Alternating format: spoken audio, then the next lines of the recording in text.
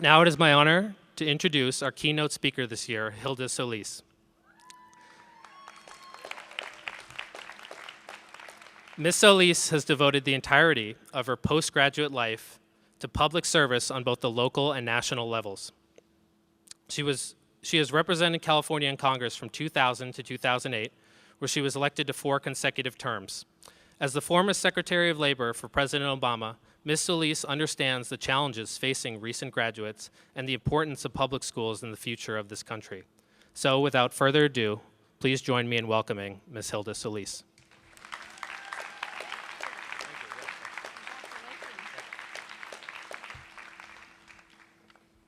Thank you, Lane. That was a wonderful introduction. And I want to give a special shout out to Dean Moran. What an outstanding faculty member and dean she has been for all of us. Let's give her a round of applause. And also to the many supportive parents, family members, and friends who are all here today with us. And of course, the phenomenal class of 2013 here at UCLA School of Law. Let me be the first to say those words you've been waiting to hear for 3 long years. Graduates, it's time to start studying for the bar. I'm only kidding, you guys. What I'm really here to say is, congratulations, class of 2013. You did it. And you look fabulous. Like you just woke up from your first good night of sleep in 3 years. You've pushed yourself to the limit.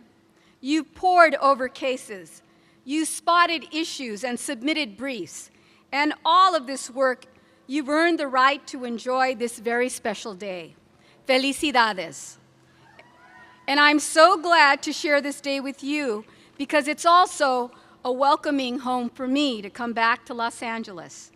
I just moved back to Los Angeles after 12 years in Washington, D.C., the last 4 of them in the cabinet of our incredible President, Barack Obama. 24 labor secretaries came before me, but it was President Barack Obama who asked me, the first Latina, to be number 25. I thank our president for breaking down one more barrier in this nation. And as I look out today, I see the diversity that makes this country and this university so special. I see gender equality. I see students of every race, ethnicity, and background. You come from 33 different states and 7 foreign countries. Nearly 9,000 students applied to sit in your chairs today, a school record. But fewer than 4% of them made the cut. You are the cream of the crop. You can do anything. I've seen UCLA law alums in action. I served in Congress with graduates of this law school. I've watched leaders like Congressman Henry Waxman and Congressman Howard Berman win major legislative victories because they knew more, they cared more, and they argued better. Not many people know this, but I was considering law school toward the end of my undergraduate days at Cal Poly Pomona. But I had this very awful constitutional law professor with the reputation of being tough on students of color. He was unrelenting, and I started thinking that maybe law wasn't for me. But in retrospect, I should have never given him that satisfaction. But I'm so glad my journey has taken me here. I wouldn't change a thing, because I've learned that you don't have to be a lawyer to write laws as a member of Congress.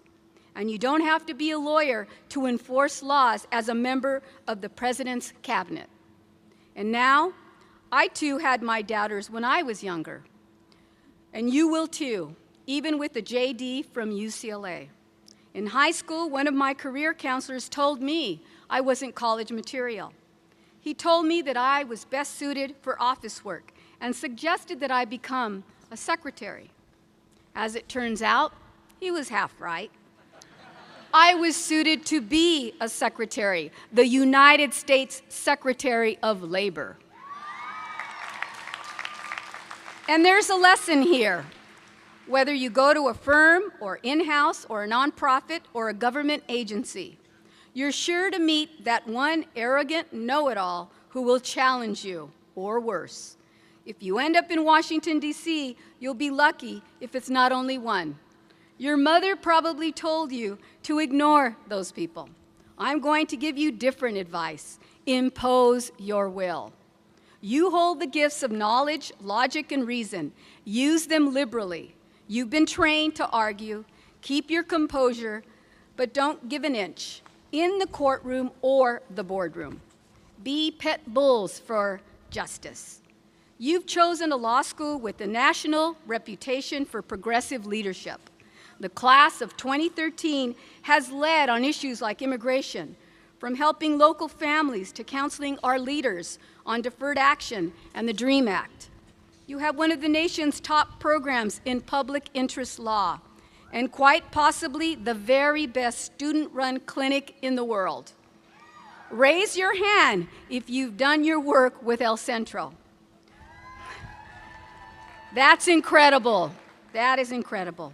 We lived through a recession, a recovery, and now the club hammer of what we call sequestration.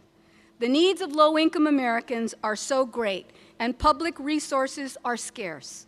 A majority of people who qualify for legal assistance aren't getting it. Instead, they arrive at the courthouse door and find they can't afford the price of admission. In our nation's capital, 99% of defendants in housing eviction cases are unrepresented by counsel. In Texas, 86% of immigration detainees face deportation without a lawyer. We have a long way to go before our nation fulfills the promise of equal justice under the law. But you don't need a lecture from me about giving back. You've already done it. In today's graduating class, there's a woman named Ignacia Rodriguez. Ignacia has sat with undocumented women who weep as they recount their abuse, and she has used her legal skills to help them seek justice. She met a brave woman living in a shelter with her 3 children. It was their last resort to escape violence. Ignacia helped her apply for a U visa to get safe and get legal status. 6 months later, the family is happy and living independently. The children are now taking AP courses in high school. Ignacia is an Equal Justice Works Fellow, one of 4 graduates all ready to earn a prestigious fellowship in the field of public interest law. She won't be the richest member of this class, but every morning, the rewards of her work will stare right back at her in the mirror. Thank you, Ignacia. And thank you to Catherine Moyorkis and Rochelle Adelman for your work to help so many students pursue their higher calling. And congratulations, Rochelle, on your retirement after 17 incredible years. Graduates, I don't have to tell you about the unfairness of our nation's immigration laws and the urgent need to reform them. If you've taken Hiroshi for immigration law and seen one of his mind maps, you know what I'm talking about. This is one of the most complicated and important issues of our time. Mark my words, we will fix our broken immigration system. Time is on our side, demographics are on our side, and momentum is on our side. Even conservatives like Paul Ryan and Marco Rubio, who I agree with on virtually nothing, agree this time that we have to act. When we do change our laws, it will be your task to turn better policy into better outcomes. You have unique qualifications to help determine what country we will be, and to determine the kind of planet we'll leave for our children. This graduating class has led on the environment. You sent students to Copenhagen and Durban to work with the UN to combat the threat of climate change, and you fought for environmental justice here at home. And I'm so proud of you, because this is an issue that inspired me to run for public office in the first place. I grew up in a small town called La Puente, California. In my zip code, we lived near a Superfund site, 17 gravel pits, and 5 polluted landfills. One of them ran up against the backyard of an elementary school. And several miles away, in the zip code 90210, there were no landfills, gravel pits, and 0 chemical plants. I declared my candidacy for office standing atop the largest landfill in our country, known as the LA County Sanitation District. In the state Senate, I wrote a bill to protect the health of vulnerable communities against toxins that were polluting our neighborhoods. Big money interest opposed my bill, and so did many of my fellow lawmakers. Our battle for environmental justice stretched for 7 long years, but we kept it up and we finally won. And in 1999, California passed my bill, the most sweeping environmental justice law in American history. And we advanced a very important principle: living in a so-called poor neighborhood shouldn't condemn a child to breathe poor air. Graduates, I am so proud that UCLA Law is carrying the torch on this enduring struggle. You could help California make history once again. As we speak, students in Professor Heck's Environmental Law Clinic are filing briefs with the State Court of Appeals. Their goal is to protect the health and safety of low-income and mostly Latino communities in Sun Valley, just 20 miles from this campus up the 405 freeway. If they succeed, they'll stop local officials from putting a new waste facility on top of a landfill that's already been closed once. Their argument could help set a new legal precedent that our civil rights laws can be applied to the environmental justice fight. I know there are members of today's graduating class who will be future leaders on environmental justice issues. I ask you to remember the words of President John F. Kennedy. He said, "Our problems are man-made. Therefore, they can be solved by man. No problem of human density is beyond human beings to solve." These words ring so true, whether we're talking about environmental law, immigration, or workers' rights. When I was sworn in as Labor Secretary in 2009, I said, "There's a new sheriff in town," and I meant it. I was so proud to work with President Barack Obama to go after those who prey on the poor and exploit the undocumented. We held employers accountable for refusing to give their workers a living wage. We collected hundreds of millions of dollars for workers who had been cheated out of money they had rightfully earned. We hired 300 new wage and hour investigators and set new records for recovering back pay. This work continues on today as well. There's so many ways to make a difference. So graduates, I challenge you to lead. The answer to the cynicism that's chipping away at our democracy is sitting right in front of me. I am filled with confidence that you will rise to this moment. Every time you apply your new skills to correct the injustices all around us, you are leading. When you help a victim to become a survivor, when you seek an injunction to help families breathe safe and cleaner air, when you help reinstate a hotel worker who's been fired for organizing his work site, or when you spend a Wednesday night in Venice Beach offering legal advice and dignity to the homeless. When you do these things, you are doing what most of your fellow citizens can't. You are applying a world-class legal education to the betterment of our country. You are staying true to your creed. You're demonstrating the best of what your noble profession has to offer. And graduates, the day has arrived. The torch has been passed. The hopes of a more perfect union are yours to fulfill. We know you won't let us down. Thank you so much, and muchísimas gracias. May God bless all of you and the class of 2013, and may God bless the United States of America.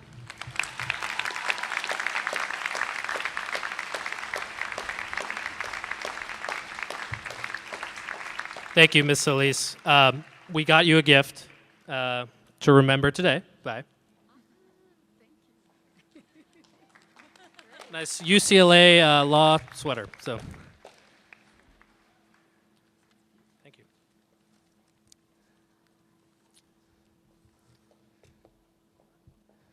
It's now my pleasure to introduce my classmate, Roger Shea, who will be speaking on behalf. Yeah, let's give it up for Roger.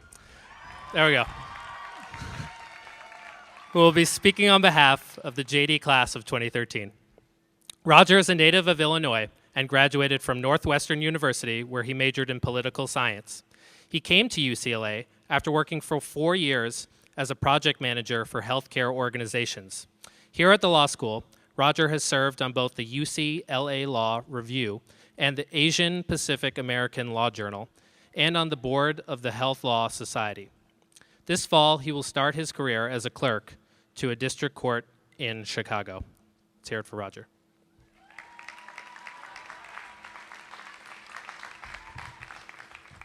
Thank you, Lane. What a great set of speeches. But in law school, we often ask the question, what is the appropriate standard of review? And let me propose a lower standard of review. I first found out that an email had gone out to the JD class announcing when I was commencement speaker when I received a text from a friend who shall remain somewhat anonymous. And since this is a family program, I'll edit out a certain 4-letter word. The text said, "Don't mess up our magical graduation with a boring speech, Roger." Well, A. Peterson, wait, that's too obvious. Well, Andrew P., I don't see any leprechauns, unicorns, or rainbows, but I'll try my best not to mess up this magical graduation day with a boring speech. Dean Moran, Dean Cheadle, faculty and staff, the class of 2013, friends and family, those who have traveled far to be here, and those who have and will battle the 405 on a Friday. It is a true pleasure and honor to be speaking in front of you today. I remember 3 years ago in a land far, far, far away, Madison, Wisconsin, feeling nervous about moving to Los Angeles. I was content with my job and low cost of living, and it would have been easy to stay in Wisconsin, the land of beer, bratwurst, and cheese. Like many of us, I was afraid of change. With the encouragement of my family, I took a chance. I quit my job, packed everything I could fit in my car, and moved to LA. My perception of Southern California was shaped by a trip to Disneyland as a kid and TV portrayals glorifying Hollywood, Beverly Hills, and plastic surgery. And of course, if you remember 3 years ago, there's a popular, I believe, jointly authored law review article by I think, Professor Perry and Professor Snoop Dogg that said, "California girls, they're unforgettable, Daisy Dukes, bikinis on top." In short, I thought LA and the people there were superficial. I was set on returning to my hometown, Chicago, after graduation. But hey, I thought, at least the California sunshine like we have today will beat the 10 below zero winters. Law school is fun at first. Trips to the beach, free food from student organizations, bar reviews at classy establishments like Busby's West, and exploring Malibu and Hollywood. Law school in LA still felt a little superficial. Things quickly became more intense. Hundreds of pages of reading, the Socratic method. I'll never forget getting cold called on the second day of class and realizing, wait, we're supposed to read those little note cases? And with a fixed seating chart, if we weren't close enough to the front of the room, we had to deal with the horror of not having wireless internet bleed through the courtyard. Without wireless, we were actually forced to listen when a gunner brought up a 5-minute story about working for company A, volunteering for political campaign B, or traveling to country C. And of course, the professors would nod politely and smile and then say, "That's interesting, but my question was, what year was this case decided?" Who can forget the hours of research and writing we had to complete? Like Lane mentioned, firefighters rule, Hummel, excessive force, trade secrets, babysitters. These are all words that I'm sure bring us back to deep, dark places we'd rather forget. And as soon as we started getting comfortable, the pace just picked up. Hunting for a summer job. She has a 20-page outline, but it's only February. Blue booking, hunting down, scanning, and checking sources for an article that only 4 people will ever read. The author, the author's parents, and the editor. However, through the stress and intense pressure of law school, I began to see the true character of my classmates. You have shown you are passionate and dedicated people who care more about than just legal rules and scoring points on a law school exam. We have classmates who have started their own company, published books and articles, run marathons, stayed loyal to their sports teams, like tailgating in the rain for 4 hours and then watching UCLA beat USC. And we have those who are passionate about exercising their freedom of speech through the First Amendment. Students who will let nothing get in their way of posting detailed, uncensored pictures of food on Facebook. And of course, those who supplement their pictures of food with a liberal use of hashtags. Well, I'm just jealous of all the delicious food you are cooking and eating yourself, because my 4 food groups in law school consisted of Cliff Bars, free pizza lunches, fine on-campus dining at Luval, and frozen dinners. We also have classmates, like Dean Moran mentioned, who are dedicated to pursuing justice and putting other people's needs ahead of their own. Those who volunteer their busy time to help clients handle issues like domestic violence, homelessness, healthcare, and immigration. And classmates who did this all at 1Ls, when time seemed to be the most precious. Through these experiences, you have shown that LA, and especially UCLA, is not a superficial community. You are genuine people dedicated to things you care about.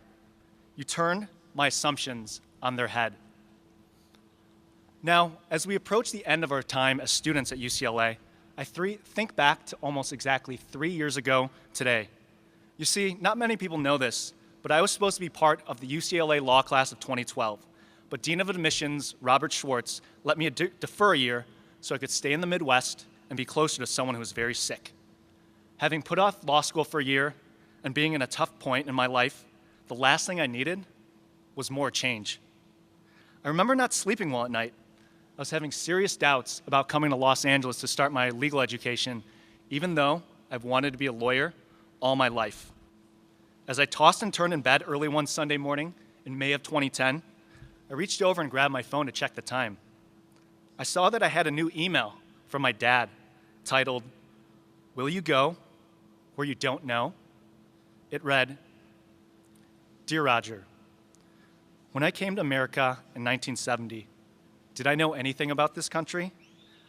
I knew some aspects of America from books and newspapers, but I felt like Alice in Wonderland. The culture shocks, the anxiety and language barriers, I was overwhelmed, to say the least. At that moment, could I afford to let the uncertainty take over me? Of course not. All in my mind was hope and faith. Nothing is impossible. If I failed, I did not even have enough money to go back to Taiwan. Do you remember the song, The Summons? Will you go where you don't know and never be the same? Will you let my life be grown in you and you in me? Love, Dad." My purpose of reading this email is twofold. Like others have mentioned, to remind us to take a moment and thank all of the people who have helped us get to this point in our lives. Professors and mentors who provided career and life advice. Those who listened to us vent about classes, memo writing, journal work, finding a job. Those who calmed us down before a final exam, or a special someone you could call right before an important interview who had just the right words to say. Dad, I realize I never replied to your email, so thank you for encouraging me to follow my dream of becoming a lawyer. Even though when I tried to follow my first dream, you asked me, "Roger, how many Asians do you see playing basketball in the NBA?" Of course, I have to thank the rest of my family, friends, and mentors who've helped get me here, and especially those who believed in me more than I believed in myself. A special shout out goes to my handsome nephew, Adi, and beautiful niece, Morgan. Looking at your pictures helped me get through law school, and your Uncle Roger loves you very much. Adi, so much so that I haven't changed my Facebook profile picture in 3 years because you're in it. Maybe we can get a new picture after the ceremony. The second reason I read this email is to encourage us to not be afraid of change. We will all face uncertainty, whether it's studying for the bar, looking for a job, entering the real world for the first time, or starting with a job that's not our first or even second choice. However, we've already been through a lot together. High tuition, a tough job market, long nights, law school exams, and 3 years filled with unbelievable challenges. Maintain your passions and drive that made UCLA such a great community, and we will be able to handle what comes our way. As we set out to accomplish incredible things, remember to keep your preconceived notions in check and be open to places, people, and experiences that seem different. Give a coworker, client, or pro bono project that you are unfamiliar with a chance. I never thought I'd say this, but I actually look forward to coming back to practice in LA, even though I thought it was superficial at first. Of course, I'll be wishing I was in the California sunshine when it's well below freezing in Chicago. But in about a year from now, when the snow has finally melted and the temperature intermittently breaks 60 degrees, I'm sure I'll miss the community I've come to know here. I'm proud to be a Bruin, and I'm proud to be your classmate. Thank you.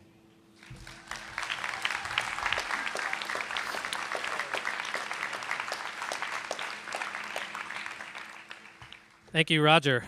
Just had to mention Hummel, didn't you? Okay. Representing the LLM class of 2013, I am now pleased to introduce Francisco Abimael Hernandez. Abimael is an attorney from Mexico, where he concentrated in civil litigation and arbitration for approximately 8 years with one of the top law firms in Mexico City before he came to UCLA to earn his LLM. In 2011, he was named his firm's Associate of the Year. During his time here, he has joined the Mexican-American Bar Association and focused his studies on negotiation and arbitration. He will be returning to his law firm as a senior associate and also looks forward to becoming a professor in the field of alternative dispute resolution. Let's give it up.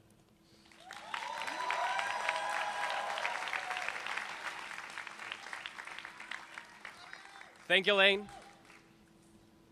Good afternoon. Welcome, everyone. How are you guys? Aren't you excited? Okay. Someone has been drinking. Okay, I just have 5 minutes, so here we go. Chirayu, please don't cry. 100 students, 100 dreams, 35 countries, and 35 cultures. All this is what I found on 71 Dot Hall, Los Angeles, California. 5 continents were represented in the same building. We, students from Asia, Africa, America, Australia, and Europe, had only one thing in common. We were sharing a dream called becoming a Master of Law at UCLA. This adventure began on August 8, 2012, our first day of orientation. Orientation? Indeed, we need an orientation. These fancy lawyers and top students from around the world were now far away from home, our families, from our friends, and so nervous with a constant question in our minds. How am I going to survive 1 year with these 100 strangers? What am I doing here? I don't even understand the accent of that guy. Wait, is that English? What did he say? But I wasn't concerned. We were all with a big smile. We were all living our dreams. Fortunately, the awkwardness disappeared in a couple of days. Now, I was convinced that I was not the only one in this situation. I was sharing this experience not only with very smart people, but also with excellent human beings. So cheerful and warm-hearted. I was with the best people from around the world. I was so lucky. Time went by, and these strangers soon became my friends, my partners, my confidants, and almost my new family. The ones who will take care of me in the bar review, the ones who share the outlets with me, who will celebrate my birthday with me, who will support me anytime, and I didn't need for the next 10 months.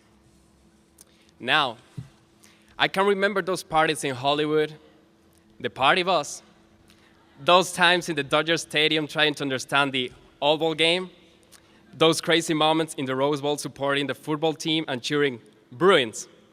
So far, we were not only friends, but we were already part of this incredible institution and this amazing community. But not everything was fine and dandy, my dear friends. All stories have their creepy part. And this part was called exams. 10, 10, 10. How many cups of coffee did you drink those 2 weeks? How many hours did you sleep? Eggs and soft? What the hell is that? 4, 6 hours of exam? Is that possible? The curve? How does that work? Am I competing with the JDs? They can barely understand when I'm talking with them. Nevertheless, we're stars, and we were here in UCLA to become a Master of Law. We could not disappoint ourselves. We made a great effort, and with dedication, we survived those hard weeks, and now we are here to celebrate our success. But we have to be honest, and we have also to recognize the amazing work of all our professors. In that regard, I want to say thank you. Thank you for all your dedication and for sharing your infinite knowledge. We never received an angry face. We were never rejected. we never felt like strangers or outsiders. Today, 10 months have passed away, and paradoxically, this evening is happy and at the same time is sad for all of us. Happy because our dreams has come true. Now, we are Master of Law at one of the top universities around the world. And sad because, first, well, we don't have that juicy $160,000 job. But most important, because it's time to say goodbye. Goodbye to California and its awesome people. Goodbye to all those incredible moments. Goodbye to UCLA. Goodbye to Venice Beach and the Green Doctor. I know some of you are going to miss him. But especially, goodbye to all of you, my friends. Unfortunately, it's very likely that we won't be together again, at least in this life. Distances will separate us, and of course, that makes me sad. Today, on May 17, 2013, we finish a very important chapter in our lives and begin a new one. It will depend on each of us if this chapter is a fairy tale with successes and happiness or a tragedy full of loss, greed, and corruption. Remember, we are lawyers and we have a big responsibility on our shoulders. We can make this world a better place with justice and truth, or we can close our lives and live with our heads in the sand for the rest of our lives. We are so lucky to be here. We have to be very grateful with life, and our duty is to serve people, to be generous, and to help our community. I want to say thank you to the directors and staff of UCLA. Thank you for letting us be part of the class 2013, the largest class and the most diverse class in the history of UCLA. Thank you for sharing, for making us feel comfortable like if we were at home. I want also to thank the wonderful people, JDs, and classmates with whom I have the honor to share this moment. Every day, I learn so much from each of you. Thank you for all your enthusiasm. But especially, I want to say thank you to all our parents and our family. This is only possible because of you. We couldn't make it without you, with all your love and all your wisdom. Thank you to UCLA. Thank you, 71.Hall. Now, we can proudly say we are sons and daughters of UCLA. Thank you, and God bless you all.